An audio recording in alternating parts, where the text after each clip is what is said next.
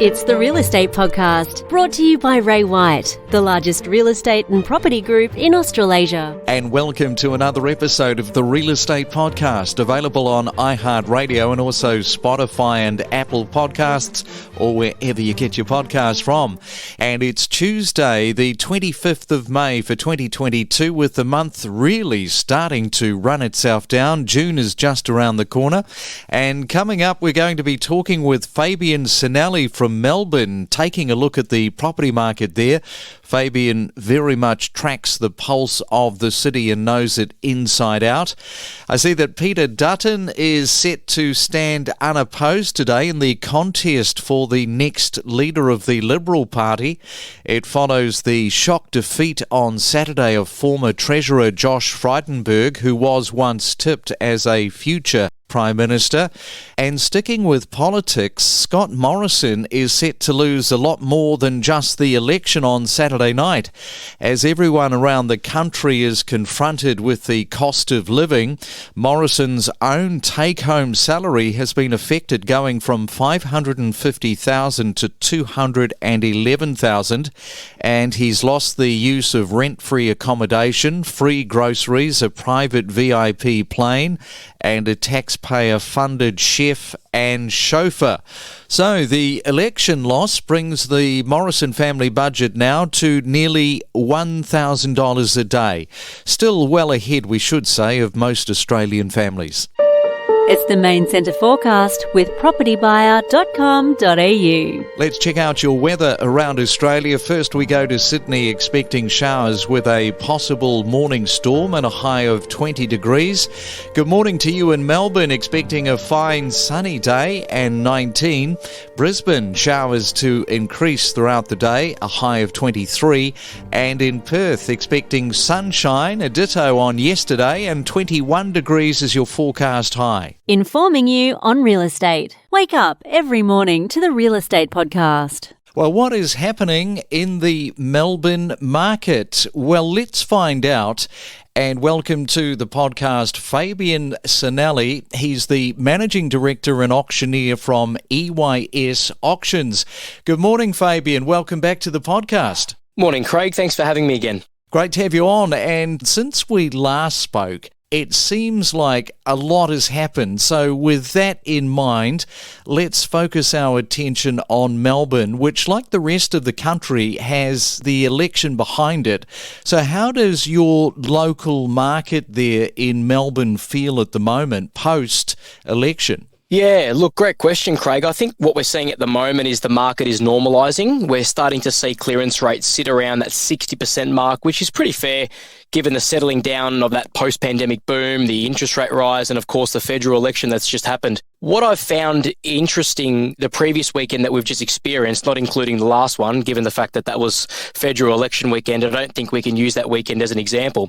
But the weekend before, so the 14th of May, we've seen property values in Melbourne dip. So we've seen them drop 0.2% in the last week. We've seen them drop 0.4% from last month.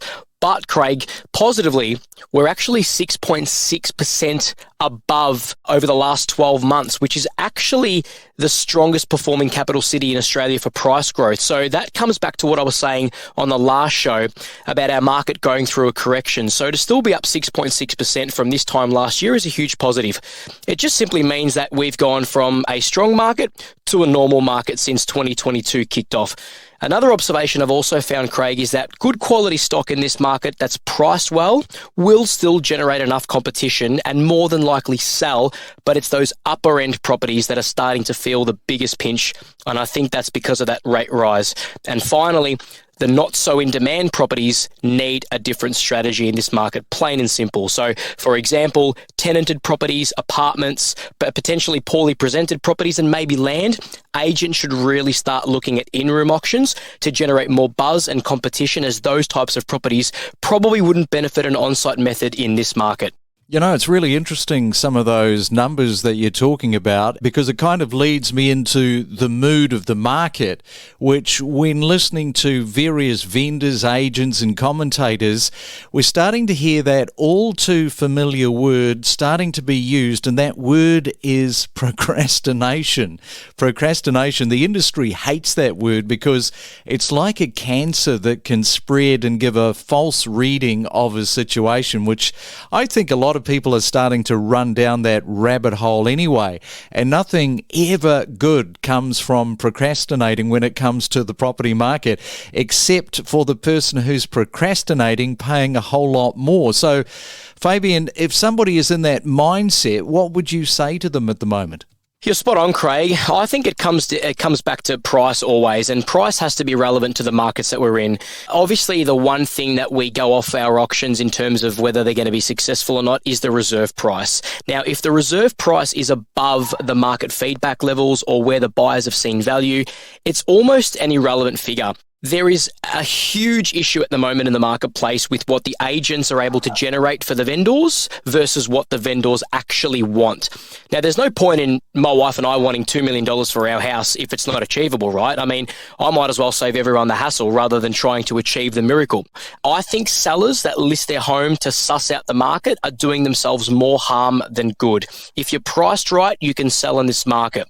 You can afford to potentially lift your reserve in a hot or boom market because we've got surplus bidders, but not in this one.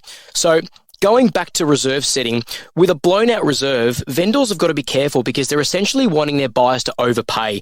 And that's just not going to happen in a buyer's market. If we had the luxury of multiple bidders, then we can potentially see the property be driven up with competitive bidding.